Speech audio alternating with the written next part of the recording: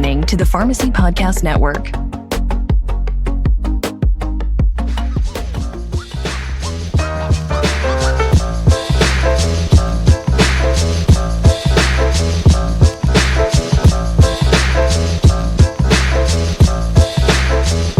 Ever since COVID, what we know to be the norm is rapidly changing. In order to adapt to this, your business must adjust and transform accordingly. For pharmacies, unlocking the profession's potential to improve patient care is where this opportunity lies. Today's product-focused role of the pharmacist calls for the industry to move toward clinical services. The focus will be on prevention over treatment, and care will happen in the home or community. As accessible and trusted healthcare personnel, pharmacists can play a big role. Happier at Home harnesses this opportunity by showing the benefits of expanding your pharmacy into home care services and how this is a recipe for success. Innovation and growth will help community pharmacies to continue to exist and thrive in the future. Hey, welcome back to Happier at Home PRN. I'm so excited to be here with Debbie Marcello, a founder of Happier at Home, as well as some champions in community pharmacy and pharmacy business overall. Sykes and Company, led by Scotty Sykes. And Bonnie is here with us as well. This is no new territory for either of you. You've actually become some podcast stars out there, Scotty. So I'm excited to welcome you on Happier Home PRN. Yeah. Honored and glad to be here. And we appreciate the opportunity. And we've been putting out videos and content for almost 13 years now. Long time. And it evolved into let's just do the podcast. And so that's kind of where we are in our journey of content. Thank you for saying that we're stars, though. That's made me feel great. Bonnie's the star of the show. Oh my gosh. Everybody's Whatever. loves Bonnie. Bonnie's the star of the show. I'm not. You guys are a great team. How about that? Debbie, My brother. an interesting conversation. Maybe turn it over to you here. Happier at Home PRN really centers in the importance of expansion of our community pharmacies businesses by being able to do something else for your community that's desperately needed. We know that long-term care services are not increasing. A lot of these facilities they're at capacity. They don't have beds or anything for these people. So being at home is going to be so important. Everyone wants to stay home. Nobody wants to be moved to an assisted living facility per se. In many cases. So our community pharmacies have a very unique business opportunity, especially when we're coming out of the first and second quarters of 2024. The DIR fee apocalypse has attacked revenues. We know that there's a lot of stress. There's pharmacies that are closing across the nation that are independently owned pharmacies that are desperately needed by their communities. And having tax professionals and expertise that can drill down into how to formulate multiple businesses working together is extremely important. So this is a really important podcast today, Debbie, and I'm excited that you're leading us today. Yeah, thank you so much. And you're right. Looking at the independent pharmacies and the multitude of problems that they're needing to deal with right now, really having that bird's eye view of what's going on in their community and with their business, we're realizing it's very, very important to drill down into each area of their business. And the accounting, cash flow, budgeting, that type of thing is one of those extremely important things that, your pharmacy owners, your pharmacists by large, and business owners, not a lot of those business owners, I have to say, myself included in the beginning, really drill down looking at their numbers and understanding their cash flow and their tax advantages of different aspects of their business. So I thought it was really important to have Scotty and Bonnie here from Sykes and Company to talk about maybe some of the ways. I actually like to hear what some of your experiences have been with some of the independent pharmacy owners. So if you could talk a little bit about that and maybe some horror stories that you've come across, this way we could bring it to the forefront, and then there won't be those people out there that say, oh no, that's fine. I'm fine. We'll be good. when, it's just not having that knowledge of really what they need to look at? Yeah. So again, it's great to be here. And, accounting is the foundation of all businesses. So it starts with the foundation there with accounting. And if you don't have a solid foundation in terms of your accounting, um, it opens the door to many other problems. You're not going to know where you are. You're not going to know what issues you have in the pharmacy or any business. You might be overpaying for taxes, and the list would just go on and on from there. So having that sound fundamental piece is very important, especially in pharmacy. There's not a whole lot of margin for error in a pharmacy. You have to know exactly what your margins are, what your expenses are, what your bottom line is, how your cash flow moves in the pharmacy, because there's just a razor thin margin of error there. And as you know, as a lot of owners out there listening know, cash flow is pharmacy has an inherent cash flow issue to begin with. You're paying that wholesaler in 10 or 15 days, but you're not getting paid from third parties for 20, 30 days.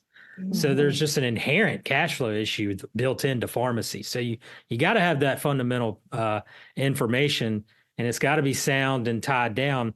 And really what that is it starts with that balance sheet. So, a pharmacy owner can take the 12/31/23 balance sheet and go down each line item and make sure that, does that balance make sense? Is that a correct balance? My bank account, it shows $300,000. Is that true number? Is there 3 or 5, 10 checks out there that are old and not relevant anymore, or duplicate checks?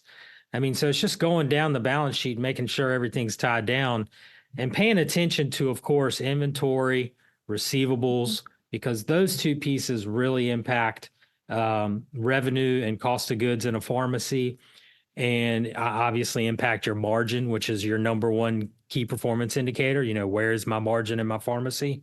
And accounts payable also ties into that. And of course, equity. So a lot of times we'll see equity that has just all kinds of numbers in it. It does not match the tax return. There's no reconciliation there. And what that means is that, whatever your CPA has been doing in years past, it never got over to your side, and you're just working off a entirely different set of books. So you got to have these things all tied together, and it starts with that balance sheet. And once that balance sheet's tied down, then your profit and loss is going to be accurate, and then that's going to help you really analyze, what are my weaknesses? What areas do I need to focus on? How does my cash flow work in my pharmacy? So all sorts Scotty, of it's got to be done promptly. That's what we preach to. There's a lot of good CPAs, accountants out there that can do these adjustments and things correctly. But unfortunately, a lot of what we see is it's done kind of historically. It's sort of what it's done, months after the fact.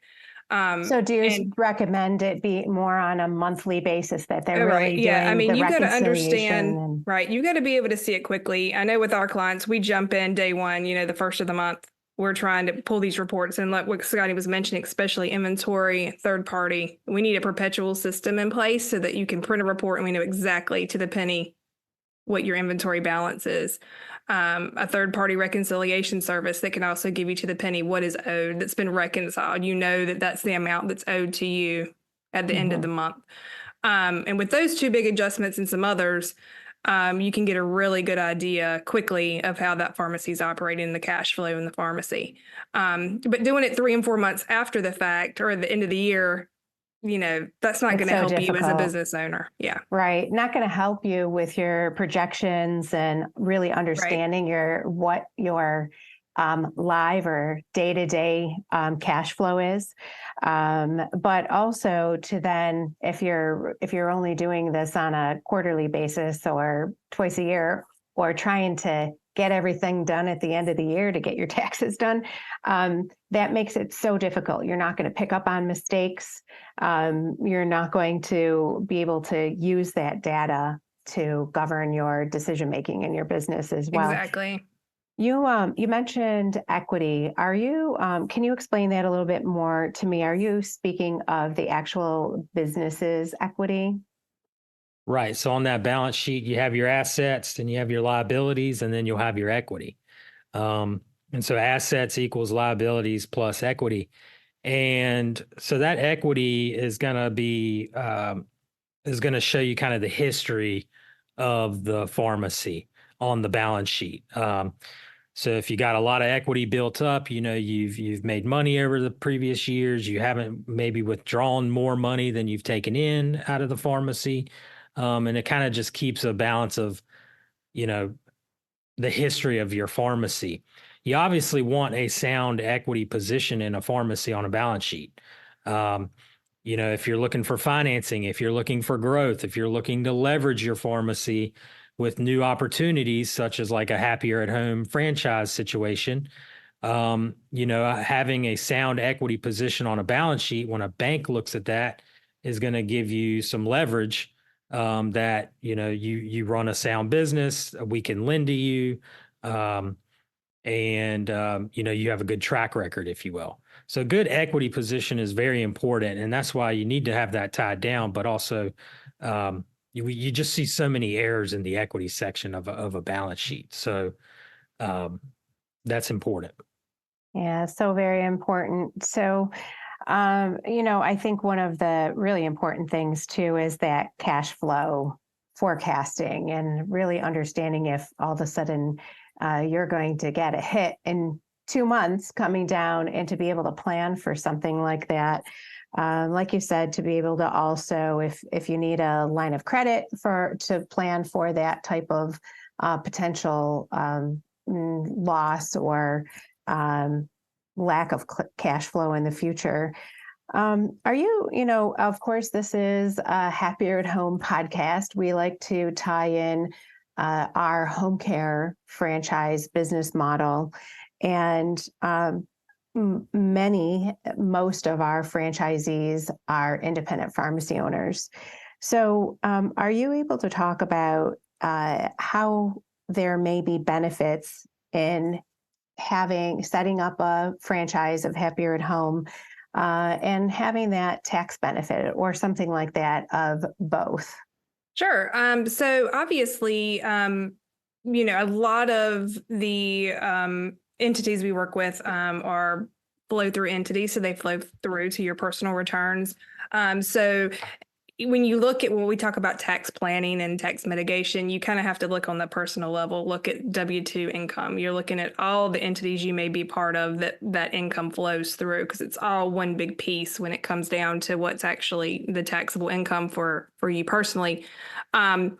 So having multiple entities, obviously, if you have a new one, I work with a lot of startups. There are lots of benefits if you understand the pharmacy industry and getting, like Scotty mentioned earlier, set up right with a good foundation. And he also means a good tax foundation. So make sure those tax returns are done correctly. Things are coded correctly for the particular startup that you're doing.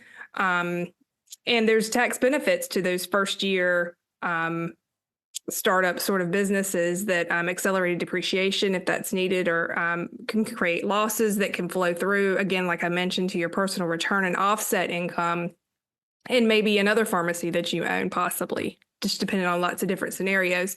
Definitely could possibly decrease your W-2 income, because it's all going into one pot for that taxable income on a personal level. So you want to take advantage of that first year options. We hear a lot of people, they want to save money in the beginning, and I totally get it, keep expenses low. And so they try to do the accounting, the tax work on their own. They're working on weekends trying to run payroll and all these sorts of things and set up their own entities, and they don't reach out and spend the money, with healthcare attorneys when they're getting started, and with accountants that work in this space. So we get while they're doing that, but sometimes they can create more problems that have to be fixed later. So it actually ends up being more expensive to fix in future years. So I would definitely advise anyone that's kind of in that situation to just to definitely let the experts help you, because I think it will be more beneficial and probably less costly to do it right from the beginning. Yeah, the mistakes, but then also the planning as you Right. talked about, and coding things correctly for taxes, for tax purposes or write-offs. So There's I just think that opportunities out there, Debbie, that within even the pharmacy industry, and this goes for not just startups, but established pharmacies that are out there. Things for R&D, things for credits and elections that you can do.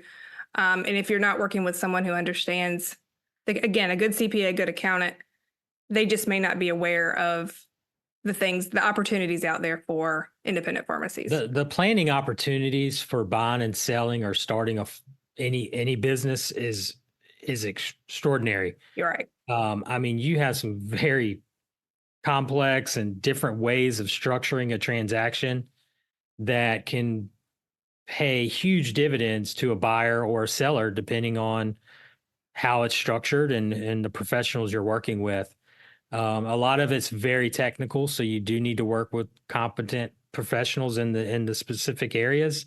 But buying and selling is something you should spend a lot of time, or spend a lot of time doing your due diligence, because like I said, I mean, the strategies that are available in those areas can be monumental from a cash flow perspective, for any business, including pharmacy. Right. I would venture to guess that that your services would pay for themselves by the mistakes that you catch or avoid, and also the savings in money that for maybe tax planning or anything like. I mean, would you think that that's an accurate statement? We sure think so.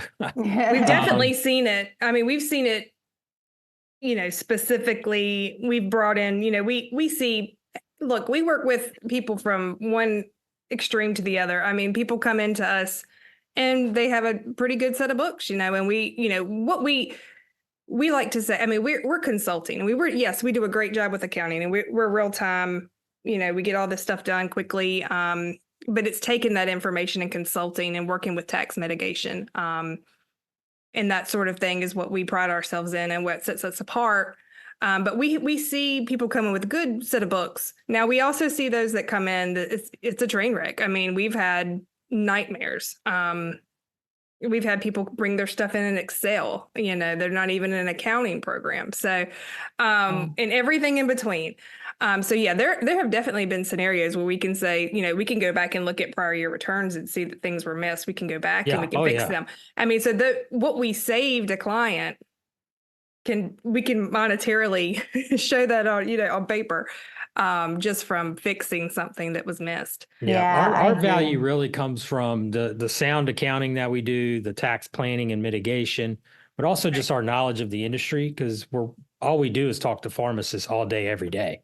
Right. So we know the vendors, we know the resources, we know what moves the numbers and things like that. But I can give you an example. I mean, we had 2 new clients come on board with us last year, and we had to amend some prior year tax returns. One of them was $130,000 tax savings. Wow. The other one's going to be about $500,000 of tax savings over several years. So, right. This is big money. This is a big area of opportunities out there. So let me ask you then, for those types of situations, are you seeing that perhaps multi-unit owners have their own in-house accounting and they think, well, you know what, we're doing all our own accounting in-house, so we don't need another expert? I could see that as a potential problem. That's we actually have a service for that. And, what we do in our service for that is we work with that accountant in-house. We kind of get them up to speed on best practices for pharmacy accounting. Because obviously we have our own best practices for how to run the back office of a pharmacy. So we'll assist in that. And then we'll do really the month-end close, or help them do the month-end close. And again, what they're coming to us for is, all right, here's my numbers. Tell me what it means. What's my cash flow? What are my areas of weaknesses? What do I need to work on? Who do I need to talk to? That's where they're coming to us for feedback that they can't get from somebody in-house who only works with one set of books, one pharmacy. Yeah, that's so And valuable. let me be clear on that too. And we work with a lot of pharmacies that have great bookkeepers in-house. And so, but I think the scenario works perfectly when they work with us. We kind of train them on processes. Boom, boom, boom. The end of the month hits, we grab it and we do our month-end adjustments immediately. So same scenario. And so that works out, or can work out, perfectly. And then the consulting piece and so on. Or, but I would say if you're starting fresh with a new entity, there's no need to even hire an in-house person. Some of these scenarios I'm talking about that work out great, that bookkeeper's been there forever. They sort of get the flow, they understand how to do it, and they stay, up to date in real time with the information. But if you're starting fresh, there's no need for it. That can all be handled outsourced. Usually cheaper than it is to have a bookkeeper in-house with payroll taxes, payroll benefits, CPA on top of it. You can outsource all that in one package. Workers' It's usually comp, cheaper. everything. You got that person that's available to you 24, every day, no vacations. You got somebody team. who's specializing in the industry. So there's a lot of value that comes from outsourcing. Yeah, definitely. I can attest to that. So would you also outsource as their CFO? Correct. Yep. Okay. All right. Very good. Well, this is all very interesting and so important. And one of the things that I think is really important, both with owning a Happier at Home company and being an independent pharmacy owner, is upon your startup, thinking about your exit. What's your as a registered nurse, talking about when someone comes in the hospital, we're starting to plan for their discharge. So it's is that the type of thing that you're able to work with owners to understand how to keep their books, how to continue to show building up that equity in their business so that when they're ready to exit, it's a seamless process? That's a great point, Debbie. I mean, someone made a very similar comment. I don't even remember where it was a few years ago, and it stuck with me, similar to what you just said. I mean, the day you buy is the day, or open is the day you start to plan, because some people want to work till they're, 95 years old and die at the bench. That's what they want to do. And they know that's their plan. And then others want to, build that business up and get out of there and lay on a beach for the rest of their life somewhere, And so it's nice. We tell our clients all the time, we need to know kind of what your plan is. What is it that you're wanting to do? Because that does drive sort of the whole scope of the growth of the pharmacy and the plan and what you're going to do and the tax scenarios and how you do your retirement savings and all sorts of things. So it's a really good point. Right. Sure. So we definitely keep that in mind as we're consulting with our clients. Their plans for the future and what it is that they want to do. And if you have good solid numbers and you understand exactly how your pharmacy works from a cash flow perspective, if your plans change, you can adapt just like that. I mean, you can say, all right, strategies change. Let's take this approach. And so you're real flexible in terms of that. When you have good solid numbers and a foundation, you can really adapt and evolve. So you have some owners who say, I've actually got a group of 4 stores, and he's like, I'm ready to get out. I'm ready to get out. A year later, I'm looking at 3 new pharmacies he wants to purchase. So just like that, I mean, his mindset changed, and for whatever reason, and we're looking at 3 new stores, and we're doing all the planning around that, and we've been able to adapt just like that. He went from we're advising him on selling the pharmacy. Now we're advising him on how to purchase different pharmacies. So it just turns on a dime like that. When you have good numbers, we can do that. Yeah. They tell you, a lot of these workshops and stuff that we've attended, a lot of the banks will tell people that they need to plan at least 3 to 4 years out if they're planning to sell to get everything in order. But I think if you have good numbers like we're talking about here, tied in each month, you wouldn't need that much time, because Right. That's kind of what they're getting at, is that it takes probably an average pharmacy that doesn't have that. It takes them that amount of time to get everything together and kind of where it needs to be. But if you have it already going like it should be, it's not as big of an issue. Right. Just make sure all those points that are going to add to your valuation are addressed all the time. Because we still see it's a lot more rare than it used to be, but we still see people that don't have perpetual inventories. And so they're just guessing what's on the shelf at the end of the month or they did a physical count in January. And so whatever gross profit that was in January, you just kind of have to keep, if that was 22%, we're just using 22% to move forward because it's your best guess. We still have people that guess at third-party receivables because they're not keeping those reconciled. So if you're trying to sell a pharmacy and that's the kind of thing, the way you've been keeping track of things, that's where the time comes, and that's where it really gets difficult because you do have to firm up those numbers. And you could have been doing that for years. That's you a good really point. don't know if those numbers are even close to being correct. If something's off 100, if your inventory is off 50,000, 100,000, that's straight to the bottom line. So for an adjustment. And when you're ready to sell, of course, your records are going to be scrutinized. They're going to be looking back. So being able to get those processes that are needed. And maybe our pharmacy owners aren't sure what every part of that includes, which processes may need to be added in. And honestly, just having the processes established for your company adds to the valuation. That means that if something happens to me or the pharmacy owner, I'm already planning for my succession plan, and that doesn't, the operation of my pharmacy doesn't just depend on me, so that is a really important thing to understand and to plan for. And it's all, I hate to say it, you start looking at your exit plan. And even if you want to stay in your business for years and years into retirement, what would normally be retirement, it's a really important thing to at least have those solid processes and numbers for your business as well. So all really, really great stuff.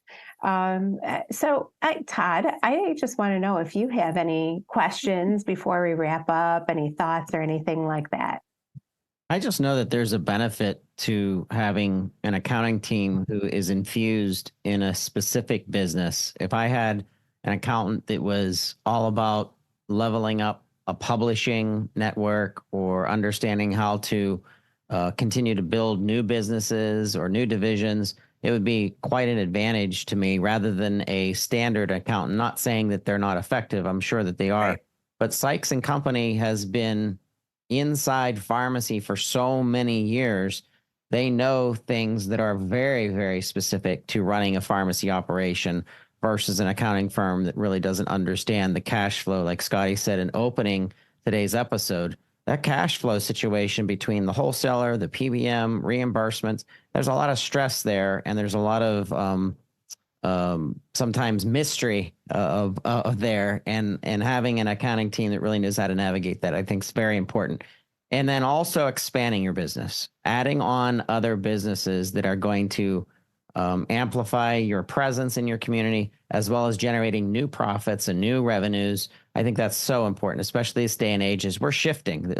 Pharmacy, community pharmacy, independent community pharmacy is absolutely not the same that it was when Sykes first started. And they know it. We know it. Everyone knows it. So get in line with thinking, how do I give additional services to my community? How do I grow my business as a community pharmacy owner? And most importantly, how am I managing the entire revenue cycle and my taxes and accounting, and which is where Sykes and Company comes in. So excited that you guys had this conversation today. Yeah, it's great to be here. Absolutely. It was great and very interesting. I could keep talking and talking, but let's make it another time. We love it when people think that accountants are interested in fun. Yeah. We don't hear that a lot. Amen. I just value you guys so much because I don't enjoy it. So I would prefer letting the professionals. I always handle tell it. people I don't fill scripts. I'd kill somebody. So I don't expect you to do the back office. We anymore. stay on this side of the bench and you stay Yeah. on that side of the bench. Yeah, that's what I think. Building a business, any entrepreneur just needs to have their professionals in their corner and not try to be a jack of all trades. So you guys certainly would fit that bill. So I appreciate you being on with us today. And thanks for doing everything you do for us and for all of our community pharmacy owners. Thank you, Thank you. Debbie. We Thank love you, it. Having a Todd. good time Pleasure to doing be it. here. Yeah. Yep. For those listeners that are in and if you're driving, walking, don't worry about it. We'll have links in the show notes, but go to Sykes, that's SYKES CPA.com. Once again, that's Sykes CPA.com. And to start your new Happier at Home franchise, take a look at happieratHomefranchise.com. Once again, that's happieratHomefranchise.com. And you have been listening to Happier at Home, PRN, part of the Pharmacy Podcast Network. And Debbie, it is always a pleasure talking with you. It definitely is. Thank you so much, Todd.